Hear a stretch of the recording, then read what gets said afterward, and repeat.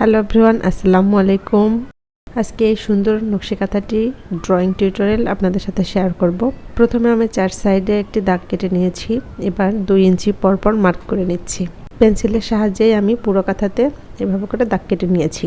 আমি কিন্তু এখানে কোনো সাইন পেন বা মার্কার ইউজ করিনি, জাস্ট নর্মাল পেন্সিল দিয়ে পুরো কাঁথাতে 2 ইঞ্চির ঘর কেটে নিয়েছি। তো একদিক থেকে দাগ কাটা হয়ে গেলে অপর দিক থেকেও আবার 2 ইঞ্চি পরপর দাগ কাটলে কিন্তু এরকম অসংখ্য ঘর তৈরি হয়ে যাবে। তো আমি এবার একটি শক্ত কাগজ নিয়ে নিয়েছি। এই কাগজের উপর এখন আমি একটি 4 ইঞ্চির বৃত্ত এঁকে নিব। তো একদম মিডিল পয়েন্টে রেখে মিডিল পয়েন্টে ধরে 2 ইঞ্চি সার্কেল ঘোরালে কিন্তু 4 ইঞ্চির একটি বৃত্ত তৈরি হয়ে যাবে। এবার কাঁচি দিয়ে কেটে নিলেই এই 4 ইঞ্চির বৃত্তর কাগজটি রেডি হয়ে যাবে। এই কাগজটা দিয়ে আমি এখন কাঁথাটি ড্রয়িং করব। এইভাবে করে কাগজটি ধরে দেখেন আমি 2টি ঘর মিলিয়ে এভাবে করে অর্ধবৃত্ত প্রথমে এঁকে নিচ্ছি। তো এইভাবে করে একদম কাঁথার উপর থেকে নিচ পর্যন্ত এঁকে যাব। বিষয়টা খুবই সহজ, একটু ট্রাই করলেই কিন্তু খুব সহজেই এই কাঁথাটা ড্রয়িং করে নিতে পারেন।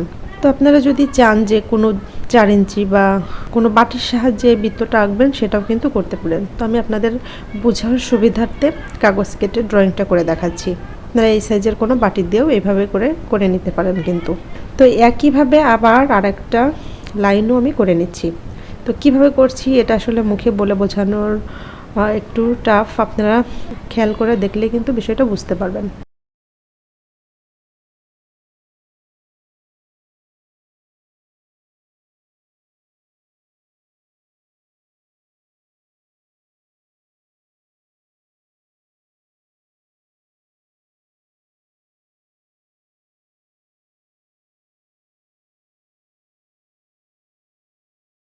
উপর থেকে নিচ পর্যন্ত আবার একইভাবে আমি করে নিলে এই রকম ডিজাইন কিন্তু তৈরি হয়ে যাচ্ছে।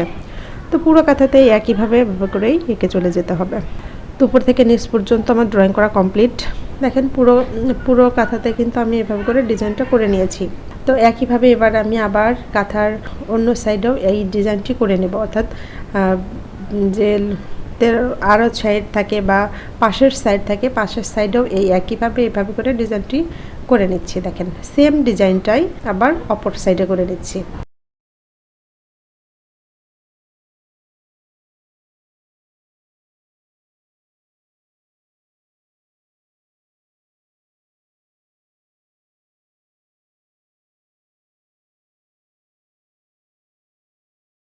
তো এইভাবে করেও আবার পুরো কাঁথার ডিজাইনটা করে নিতে হবে। তো অনেকে আমাকে জিজ্ঞেস করে থাকেন যে আমি তো বেবি কাঁথাতে করে দেখিয়েছি, বড় কাঁথায় যখন করবেন তখন মানে মাপটা কিভাবে নেবেন বা কাঁথার ঘরের মাপটা কিভাবে নেবেন। আমি যে টিউটোরিয়ালগুলো আপনাদেরকে দেখাই সেই টিউটোরিয়ালগুলো কিন্তু আমি এমনভাবেই তৈরি করি যাতে করে আপনারা ছোট কিংবা বড় কাঁথাতে খুব ইজিলি সেগুলো করতে পারেন। তো এখানে আমি বেবি কাঁথাতে দেখিয়েছি, এই একই মাপে কিন্তু আপনারা বড় কাঁথাতেও করবেন। বড় কাঁথার জন্য যে আলাদা ঘরের মাপ নিতে হবে এমনটা না, বড় কাঁথাতেও এই সেম মাপেই করতে হবে। আশা করি বিষয়টা বুঝতে পারছেন।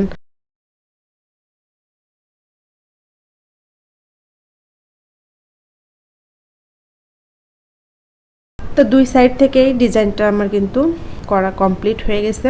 দেখেন মাশাআল্লাহ অনেকটা সুন্দর লাগছে কাঁথা। তো এই ডিজাইনটাকে আরও একটু গর্জিয়াস করার জন্য এখন আমি যেটা করব, আরও একটা কাগজের বৃত্তটা হচ্ছে আগেরটার অর্ধেক অর্থাৎ 2 ইঞ্চি। তো এই 2 ইঞ্চির বৃত্তটাকে ঠিক এইভাবে ধরে আবার অর্ধবৃত্ত এঁকে দিচ্ছি। তো এতে করে আমার ডিজাইনটা আরেকটু গর্জিয়াস হচ্ছে।